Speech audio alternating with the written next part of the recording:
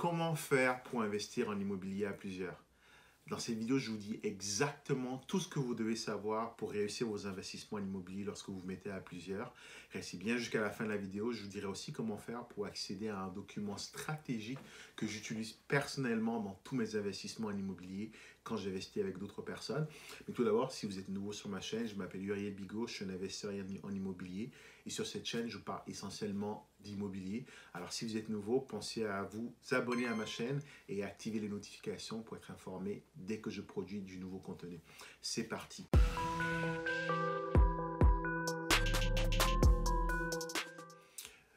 D'abord, pourquoi investir en immobilier à plusieurs? Tout simplement parce que ça a énormément d'avantages. Moi, aujourd'hui, je n'investis plus qu'en groupe. La raison étant la suivante, c'est que d'abord, les mises de fonds requises sont de plus en plus importantes. Donc, investir à plusieurs a l'avantage de permettre de mutualiser les mises de fonds.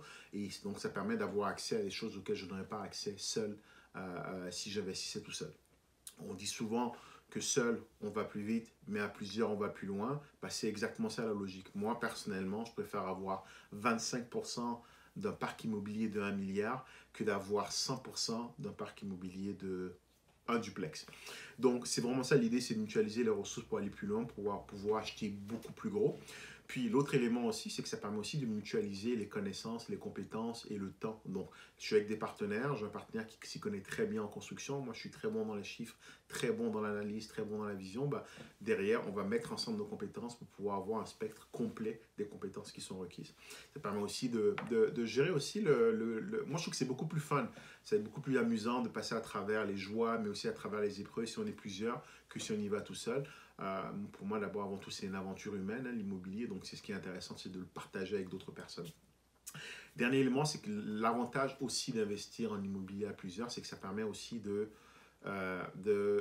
partager le risque. D'accord, le risque qui vient avec l'investissement en immobilier, ça peut très bien se passer, comme des fois ça peut aussi mal aller, mais ce qui est intéressant quand on est plusieurs, c'est qu'on peut se soutenir dans l'épreuve, mais aussi partager les pertes si jamais il y en a. Donc c'est un peu pour ça. Donc tout de suite on va rentrer dans le vif du sujet, je vais vous donner 4 éléments qui sont super importants que vous devez absolument prendre en compte lorsque vous vous apprêtez à investir en immobilier à plusieurs. Le premier élément, c'est d'abord de créer une compagnie. Pourquoi? Créer une compagnie, ça permet de créer une entité juridique qui est différente de vous. Donc, vous êtes ici, Jean, Paul, Pierre, puis vous créez une incorporation, donc vous êtes bien sûr actionnaire, puis c'est l'incorporation de la compagnie qui va détenir le bâtiment. C'est super intéressant pour plusieurs raisons. Déjà, ce que je veux vous dire, si jamais un locataire se casse une jambe dans l'un de vos logements, il peut vous poursuivre en justice. Ça paraît risible, mais c'est vraiment le cas. L'avantage d'avoir une compagnie, si vous achetez le bâtiment avec une compagnie, c'est qu'il pourra poursuivre la compagnie, mais il ne pourra pas vous poursuivre vous personnellement. Donc en venant créer cette entité juridique, ce que vous venez de faire, c'est de venir protéger votre patrimoine personnel. L'autre élément aussi, c'est que lorsque vous achetez un bâtiment de l'immobilier avec une compagnie, ça ne vient pas impacter votre bureau de crédit personnel. Le bureau de crédit, c'est un peu le baromètre que les institutions financières regardent pour voir si vous êtes quelqu'un à qui on peut prêter de l'argent, quelqu'un qui rembourse bien ses dettes. L'avantage d'acheter avec une compagnie, c'est que finalement, toutes les dettes associées au bâtiment que vous allez détenir ne seront pas sur votre bureau de crédit, à vous. Donc, ça vous donne la latitude de continuer à investir à titre personnel, de faire ce que vous voulez d'un point de vue investissement, sans pour autant venir impacter les autres. Donc, la compagnie va détenir le bâtiment et vous, donc, ces bâtiments-là, ces dettes-là n'apparaîtront pas sur votre bureau de crédit, donc vous avez l'habitude de faire ce que vous voulez. L'autre élément aussi, c'est que, contrairement à ce qu'on pense, obtenir du financement lorsqu'on est en compagnie est beaucoup plus simple. Mes acquisitions les plus complexes ont toujours été celles que j'ai faites à titre personnel à l'époque où j'investissais encore à titre personnel. Aujourd'hui, je le fais systématiquement à travers des compagnies. Puis, bizarrement, c'est beaucoup plus simple. Pourquoi? Parce que les règles de financement corporatif sont strictes, mais très bien définies et très bien cadrées. Donc, ça veut dire qu'il n'y a pas d'ambiguïté. Si vous rentrez dans la case, vous entrez dans la case. Puis, c'est là que c'est vraiment intéressant. Parfait. Deuxième élément qui est super important à prendre en compte lorsque vous décidez d'investir à plusieurs, c'est ce qu'on appelle le RACI, donc la matrice de rôle et responsabilité. Je vais vous faire ça en termes simples, c'est définir qui fait quoi. D'ailleurs, le document que j'ai pour que je vous donne je vous dirai à la fin de la vidéo comment accéder au RACI, donc à la matrice de rôle et responsabilité que j'utilise personnellement dans tous mes investissements avec mes partenaires et mes investisseurs. Donc, restez bien jusqu'à la fin de la vidéo, je dirai comment faire pour accéder justement à ce document-là. Donc, Le récit, qu'est-ce que c'est? C'est un document qui va dire qui fait quoi. En gros, Paul, toi, tu vas être responsable de gérer le locataire, gérer les rénovations. Toi, tu vas être responsable, par exemple, de gérer la relation avec le courtier, gérer la relation avec la banque. Toi, tu vas être responsable de gérer la relation avec la comptable. Tous ces éléments-là sont super importants parce que s'ils ne sont pas définis à l'avance, bah, ça crée des frustrations. On connaît tous le petit malin.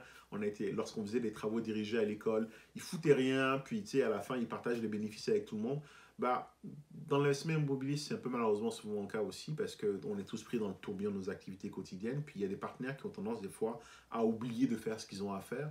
Puis ça crée des frustrations chez les autres. Donc super important dès le départ de clairement définir qui doit faire quoi, de le documenter. Et comme je vous dis, mon document que je vous donnerai à la fin de cette vidéo vous dira des pistes de solutions sur les questions que vous devez vous poser.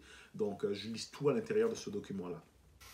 Donc, troisième élément qui est super important aussi lorsque vous décidez d'investir à plusieurs, c'est ce qu'on appelle une convention d'actionnaire. C'est en gros, c'est la Bible qui vient régir finalement tout ce qui va se passer dans la compagnie, qui a quoi, qui met l'argent, qui touche les dividendes. C'est vraiment un document qui va vraiment venir clarifier certaines situations auxquelles vous ne pensiez peut-être pas forcément. Donc, un élément que j'aime bien mettre moi dans mes conventions d'actionnaires, c'est, vous savez, un partenariat, quand on décide d'acheter à plusieurs, c'est comme un mariage, il faut prévoir le divorce. Qu'est-ce qu'on fait si quelqu'un décide de se retirer? Il ne veut plus investir, il veut rentrer au Bénin pour aller investir à Fidjurosé. Bah, qu'est-ce qu'on fait? Bah, parfait, on prévoit ce cas à l'avance dans la convention d'actionnaire. Qu'est-ce qu'on fait si quelqu'un, dès demain, ne fait pas ce qu'il est censé faire dans la matrice de rôle et responsabilité? Bah, on va prévoir une clause qui dit bah, si quelqu'un ne remplit pas ses obligations, voici les conséquences. Qu'est-ce qu'on fait si quelqu'un décède? C'est un sujet qui est triste, mais qui est important à aborder parce que si Paul était responsable dans la compagnie de gérer les rénovations et que finalement il décède, on s'entend que sa conjointe va hériter de ses parts, mais sa conjointe n'est peut-être pas bonne en rénovation. Et peut-être que sa conjointe n'a pas envie de se taper de l'immobilier non plus. Donc, il faut prévoir une clause dans la convention d'actionnaire qui prévoit ces éléments-là et qui dit ce qu'on va faire. Conseil, allez voir un avocat spécialisé dedans.